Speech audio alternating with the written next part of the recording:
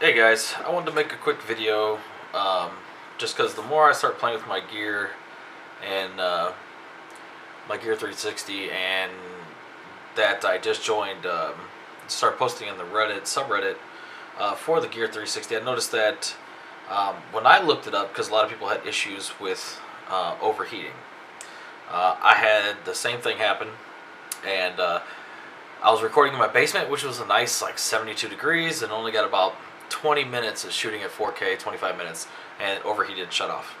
So I've been doing some testing, and I know there's a couple other ones out there. They did some pretty elaborate things, but what I did so far seems to be working, and I'm gonna keep going with it. So we'll see. So first off, my Gear 360, it's got a couple little scuff marks because I actually dropped it one day. But what I did to start was I went ahead and took off the door, right? So there's a little piece that's in there, so it pulls right out. And if you don't want to cut the piece off like I did, um, you can leave it on there and you can pop it back in. I did take it off a couple times. Finally, I realized that I just want it off. That way, if I put it on there, I don't have to put it all back together. Um, but what that enables, at least having that off, at least gives you a little airflow on that side. Of course, you're not going to see it in the camera anyway, so it doesn't even matter, right? Like I did a video of my car, and I had the side off to let air get in there. The second thing, and just with that side off, I was able to get about 40-45 minutes before I had any issues. So it just helped tremendously just by having that side off. Second thing I did was on the batteries. I got a couple of them. Is they had a little plastic bottom on here that it fits inside there. Then there's a piece of little double-sided tape that holds it on. So I took just a little screwdriver, popped up the edge of that, and just pulled it right off, and cleaned off that double-sided tape. This way, so that metal, aluminum, whatever it is, exposed. That way, so when the battery is in there, at least that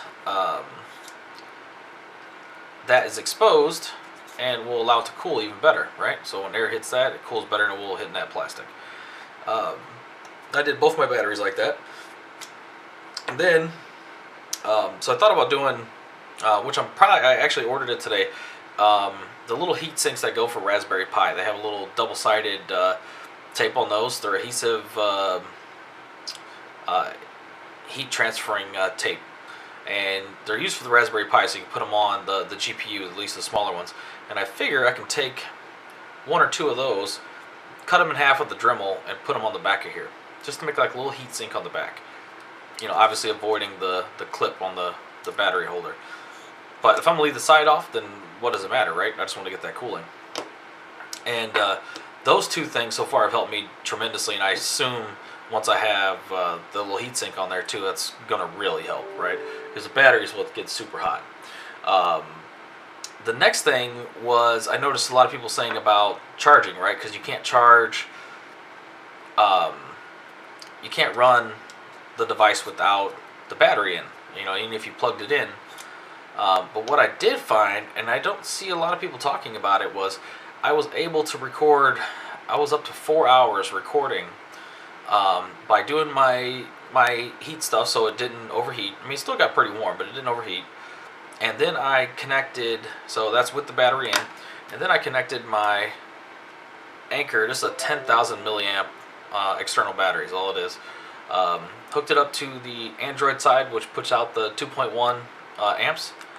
You can see it's fully charged. And actually, when that 4-hour run, this is still the same charge. I have yet to recharge this thing. It didn't even lose one cell yet.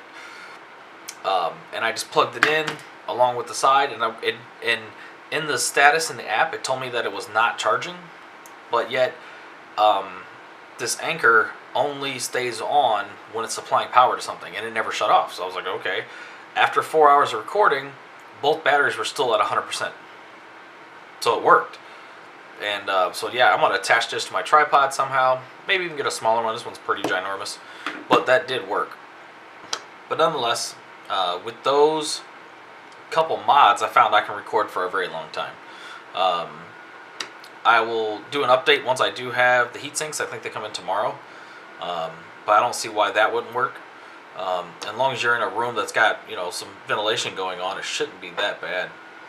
Oh, and another thing I ordered too is there's another Reddit post where I posted my video where I slapped this on top of my car.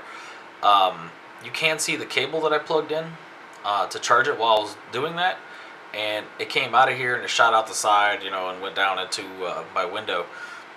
I ordered off Amazon today a right angle micro USB.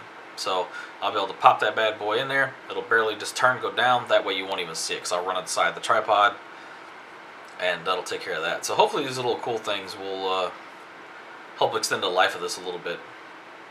And yeah, like I said, I'll update once it's all done, and we'll see how it is. But thanks for checking it out. Let me know if you have any questions.